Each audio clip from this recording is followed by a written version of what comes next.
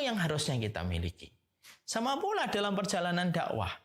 Perjalanan dakwah itu termasuk perjalanan yang berat. Karena selalu saya mengatakan dakwah itu tidak seringan yang terlihat. Ada kerumitan menjaga niat. Ada keruwetan antara mengamalkan apa yang telah terucap. Dan ada sesuatu yang berat ketika kita di dalam dunia dakwah antara hujatan dan celaan yang terkadang tidak pernah habis. Tetapi ketika dakwah itu semakin berat dan tidak setiap orang itu merespon apa yang kita mau. Dan di dalam dakwah itu tidak mempertemukan kita selalu dengan perkara yang memuaskan kita. Dalam perjalanan dakwah sering mempertemukan kita dalam perkara-perkara yang sering membuat kita kaget dan terhenyak ketika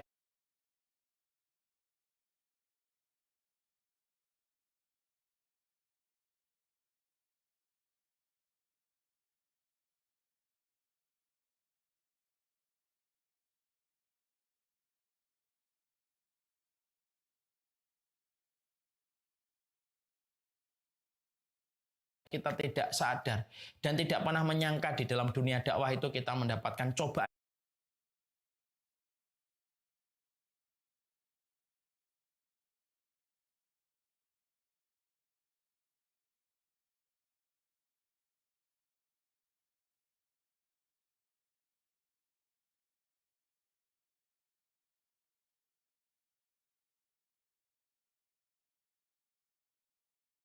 cobaan yang terkadang di luar logika kita, maka sesungguhnya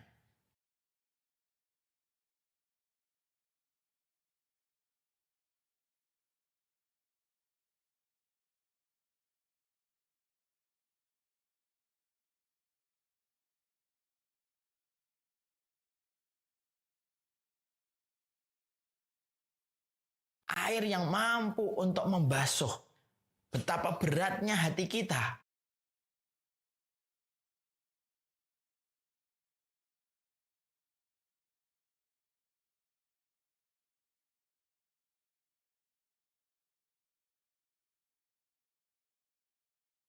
Betapa kesalnya jiwa kita ketika mendapatkan ujian, yaitu adalah ketika kita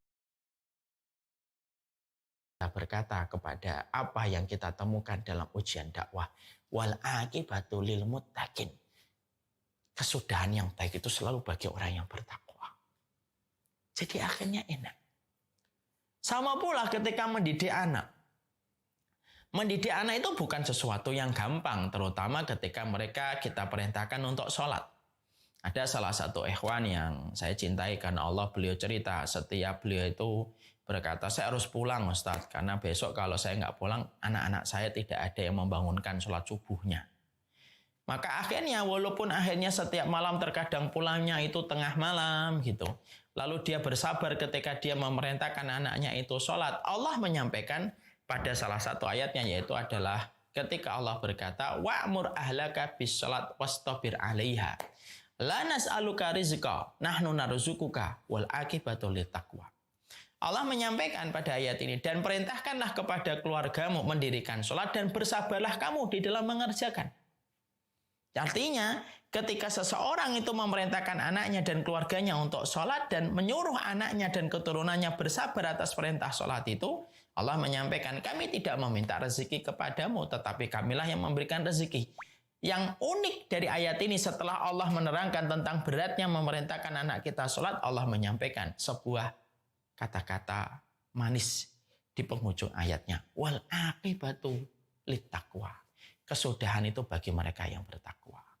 Jadi disinilah kita akhirnya menjumpai pada kehidupan inilah kita harus selalu merealisasikan dan menghubungkan setiap beratnya perjalanan apapun yang kita lakukan, setiap apapun yang kita jumpai pada kehidupan kita, selalu katakan wal aqibatu lil muttaqin.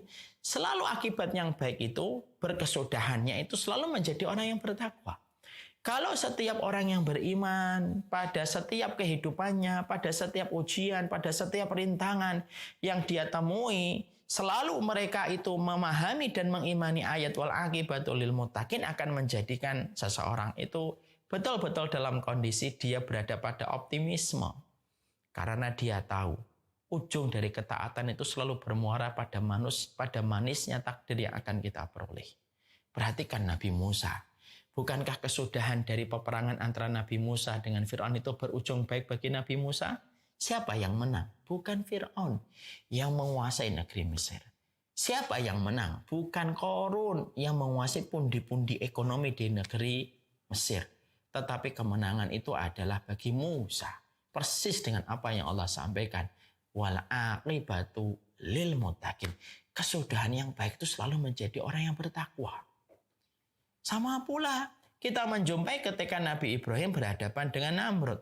Ketika akhirnya Nabi Ibrahim dibakar di atas tumpukan kayu dan menjadi public enemy oleh orang-orang Babilonia, satu kerajaan yang saat itu dipimpin oleh Namrud, apa yang kita dapatkan? Apakah kesudahan akhir itu menjadi miliknya Namrud? Tidak. Kesudahan akhir itu menjadi miliknya Nabi Ibrahim. Karena apa? Setiap apapun yang dilakukan oleh orang yang beriman, kesudahannya itu selalu menjadi patennya orang-orang yang bertakwa dan orang-orang yang berbuat baik. Bukankah Nabi Yusuf ketika beratnya beliau menghadapi kedoliman saudara-saudaranya, menghadapi kedoliman istri sang raja, menghadapi kedoliman ketika menjadi budak, menghadapi bagaimana penatnya ketika beliau di penjara. Apa yang menjadikan akhirnya kita mengetahui akhir dari kisah Nabi Yusuf itu? Wal aqibatu lil muttaqin. Akibat dan kesudahan akhir itu menjadi orang yang bertakwa, dan itulah Nabi Yusuf. Kesudahan akhir itu selalu dimiliki sama orang yang bertakwa. Maka ini ayat harus selalu menjadi pegangan kita harian. Kemanapun kita nanti pergi, apapun masalah yang kita hadapi, pastikan setiap problem, setiap permasalahan yang kita jumpai, setiap rintangan yang kita dapatkan, setiap beratnya ujian, dan setiap sukarnya kita meninggalkan kemaksiatan, walaupun terasa itu menguras tenaga kita, meneteskan keringat kita, meneteskan darah-darah kita, maka kita harus mengetahui akibat dan kesudahan akhir dari semua yang kita lakukan itu menjadi miliknya orang yang bertakwa. Dan ini kalau betul-betul kita pahami, akan menjadikan kita menjadi lapang. Sama, memerintahkan anak kita dan keluarga kita untuk sholat. Dan itu bukan perkara ringan. Semenjak kecil kita didik anak kita supaya anak kita selalu mendirikan sholat. Pastikan di tengah sulitnya kita membangun tradisi sholat bagi keturunan kita, Allah kemudian menutup ayatnya, wal aqibatu lit taqwa. Akibat dan kesudahan akhirnya itu menjadi orang yang bertakwa. Marilah kita lihat perjuangan Ibunda Imam Ahmad ketika mendidik Imam Ahmad. Maka pendidikan Ibunda Imam Ahmad kepada Imam Ahmad itu bukan perkara ringan. Beliau dididik oleh seorang ibu yang tidak lagi memiliki seorang suami.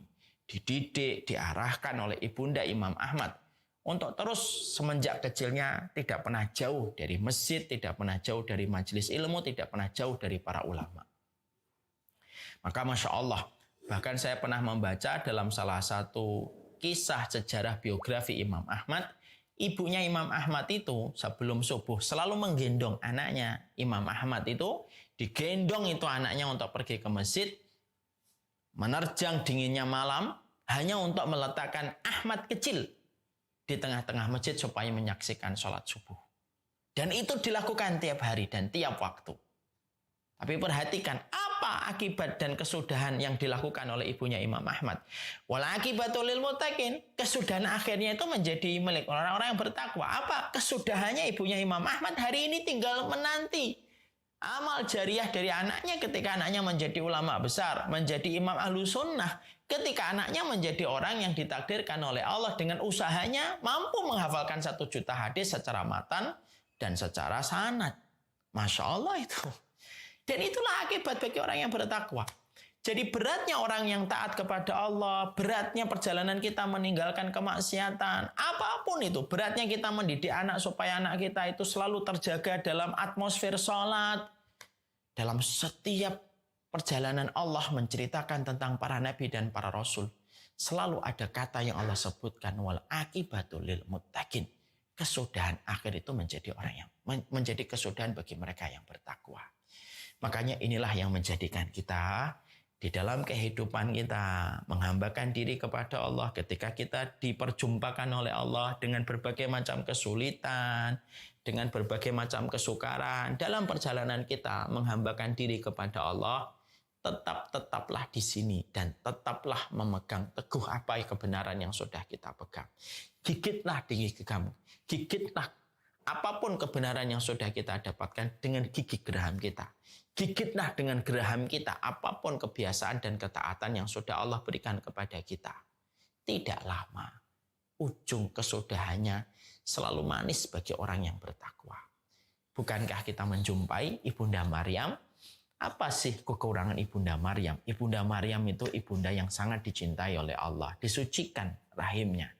Dan ketika mendapatkan beratnya Ibunda Maryam, ketika mengandung Isa alaihi salam, Masya Allah, beratnya dia ketika dilempari batu, beratnya Ibunda Maryam ketika dituduh sebagai perempuan berzina, beratnya Ibunda Maryam ketika dia harus menjaga keselamatan rahimnya ketika setiap orang itu ingin merencanakan dan ingin memberikan kejahatan kepada Ibunda Maryam.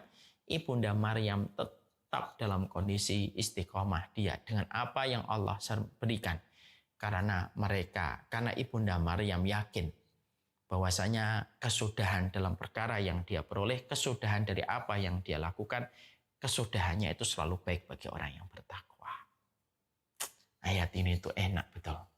Jadi nanti kalau ada di antara antum-antum, ya saya kan tidak ngerti nih di antara yang ikut kajian classroom ini, ada yang lagi berat betul meninggalkan yang haram dan sedang mengganti haluan, yaitu berprofesi pada profesi yang halal dan meninggalkan yang haram.